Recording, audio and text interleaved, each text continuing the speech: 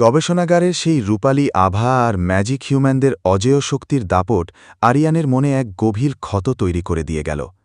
গুহার স্যাঁতস্যাঁতে মেঝেতে শুয়ে সে যখন নিজের রক্তাক্ত হাতগুলোর দিকে তাকাল, তখন সে বুঝতে পারল এলিনার পৃথিবী আর তার পৃথিবীর মাঝখানে যে দূরত্ব তা কেবল মাইলের নয়, তা হল স্তরের। ম্যাজিক হিউম্যানদের একটি নিঃশ্বাস যেখানে বাতাসকে কাঁপিয়ে দেয়, সেখানে তার 1.0 লেভেলের হার এখন স্রেফ টিকে থাকার লড়াই করছে। আরিয়ান বুঝল, তাড়াহুড়ো করে পাহাড়ের চূড়ায় ওঠা যায় না, বিশেষ করে যখন সেই পাহাড়ের প্রতিটি পাথর পিছল। ইগনিস তার 18 ইঞ্চির শরীর নিয়ে গুহার কোণে কুণ্ডলি পাকিয়ে বসে আছে। তার নীল চোখগুলো এখন শান্ত, যেন সেও বুঝতে পারছে যে সামনের পথটি দীর্ঘ ও ধীরগতির। গুহার বাইরে তখন টিপ টিপ বৃষ্টি পড়ছে। এই বৃষ্টিতে কোনো অ্যাসিড নেই, কোনো জাদু নেই, এটি কেবলই প্রকৃতির এক শান্ত রূপ। মীরা আগুনের কুণ্ডলি জ্বালিয়ে তার পুরনো ডায়েরিটা উল্টাচ্ছিল। কায়েন তার যান্ত্রিক হাতলের জয়েন্টগুলো পরিষ্কার করতে করতে আরিয়ানের দিকে তাকাল।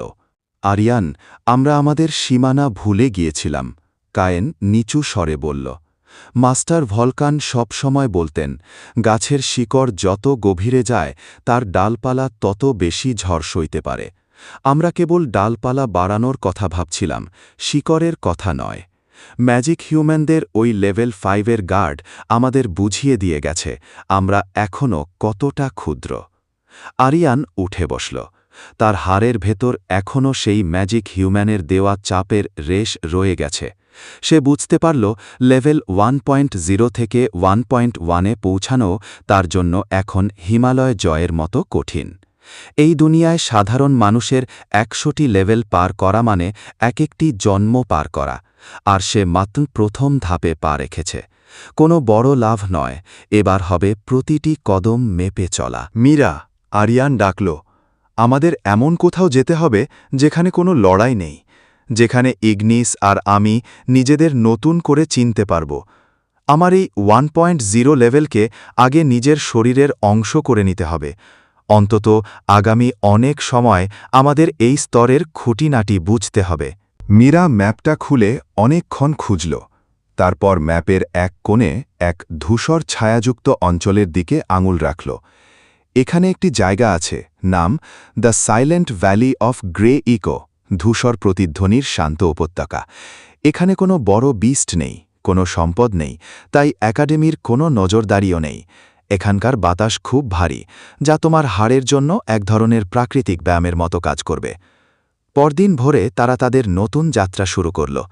এই যাত্রা আগের মতো উত্তেজনায় ভরা নয়, বরং এটি ছিল ধীর এবং শান্ত। বনের ভেতর দিয়ে হাঁটার সময় আরিয়ান ইগনিসকে কোলে নিল না, সে ইগনিসকে তার পাশে পাশে হাঁটতে দিল। 18 ইঞ্চির ইগনিস এখন ঝোপঝাড়ের ভেতর দিয়ে লাফিয়ে চলছে, মাঝে মধ্যে কোনো ছোট পতঙ্গ দেখে থাবা মারছে। তার শিকারী প্রবৃত্তি এখন একদম প্রাথমিক স্তরে ফিরে গেছে। তারা যখন সেই ধূসর উপত্যকায় পৌঁছাল, আরিয়ান এক অদ্ভুত শান্তি অনুভব করল। এখানকার মাটি ধুলোময়, গাছগুলো ধূসর রঙের। এখানকার বিশেষত্ব হল এখানে আপনি যা শব্দ করবেন তা কয়েক সেকেন্ড পর আপনার কাছেই প্রতিধ্বনি হয়ে ফিরে আসবে। এখানে আমাদের পরবর্তী দীর্ঘ সময় থাকতে হবে, মীরা একটি ছোট তাঁবু খাটাতে খাটাতে বলল। আরিয়ান, তোমাকে প্রতিদিন এই উপত্যকার পাথরগুলো এক জায়গা থেকে অন্য জায়গায় সরাতে হবে, কোনো এক্সোস্যুট বা জাদুর সাহায্য ছাড়া, কেবল তোমার নিজের 1.0 লেভেলের হাড়ের শক্তিতে। 1.1 লেভেলের চিন্তা বাদ দাও, আগে 1.0 লেভেলে নিজেকে নিখুঁত করো। শুরু হলো এক নতুন জীবন। প্রতিদিন আরিয়ান বিশাল বিশাল ধূসর পাথর কাঁধে নিয়ে উপত্যকার এক প্রান্ত থেকে অন্য প্রান্তে যায়। তার শরীরে কোনো তাড়াহুড়ো নেই। ইগনিস তার পাশে বসে থাকে এবং মাঝে মাঝে তার লেজের ডগা দিয়ে আরিয়ানের শরীরের মাধ্যাকর্ষণ ভারসাম্য পরীক্ষা করে। আরিয়ান অনুভব করল তার শ্বাস-প্রশ্বাস এখন প্রকৃতির সাথে মিশে যাচ্ছে। 1 সপ্তাহ পার হওয়ার পর আরিয়ান দেখল তার পেশিগুলো আর কাঁপছে না। সে এখন 1.0 লেভেলের শক্তির সাথে অভ্যস্ত হয়ে গেছে, কিন্তু সে জানে 1.1 লেভেলের সেই কাঙ্ক্ষিত উন্নতি এখনও কয়েক মাস বা বছরের দূরত্বে। বন্ধু, কায়েম এক সন্ধ্যায় আগুনের কাছে বসে বলল, এই শান্ত সময়টাই তোমাকে সত্যিকারের যোদ্ধা হিসেবে গড়ে তুলবে।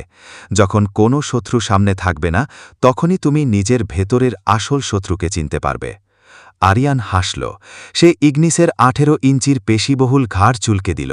ইগনিস চোখ বন্ধ করে আরাম পেল। আরিয়ান আকাশের সেই রক্তিম চাঁদের দিকে তাকাল। আজ 46তম চাঁদ। এলিনা, আমি এখন আর দৌড়াচ্ছি না।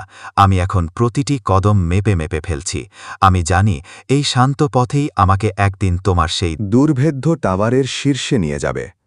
গুহার দেওয়ালে আরিয়ানের ছায়া আর ইগনিসের 18 ইঞ্চির ছায়া মিলেমিশে একাকার হয়ে গেল।